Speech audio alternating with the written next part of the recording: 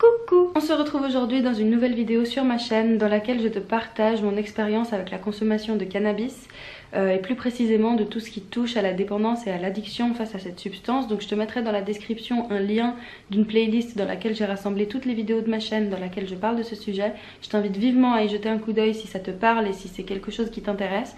Et aujourd'hui on va parler de ce fameux mythe comme quoi il serait impossible de développer une dépendance face à cette substance. Je suis désolée si j'ai un peu la voix endormie, c'est juste qu'il est 7 h du matin et que je me suis réveillée il y a 15 minutes, du coup j'assume pas trop, mais j'avais très envie de filmer maintenant, donc voilà. Pendant les différentes années pendant lesquelles j'ai fumé du cannabis, j'ai essayé d'arrêter vraiment à plusieurs reprises de consommer, mais ça a toujours abouti à un échec.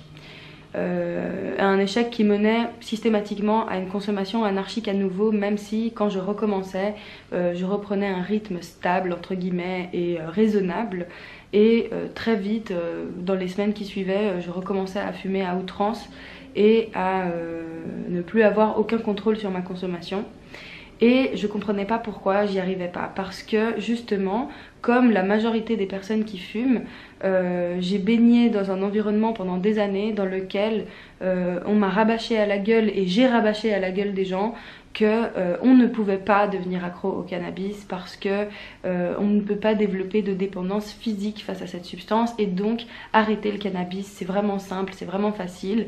Et c'est pourquoi je partais du principe que a priori si je devais arrêter ça devrait bien se passer. Je suis pas addictologue, je suis pas médecin, je suis pas psychiatre, je suis rien de tout ça, mais d'après ce que je sais par rapport à cette substance, c'est que en effet comparé à d'autres types de substances auxquelles on peut devenir addict, le cannabis a la particularité de ne pas avoir un effet physique au même titre que d'autres substances comme l'héroïne, la cocaïne, le tabac, l'alcool.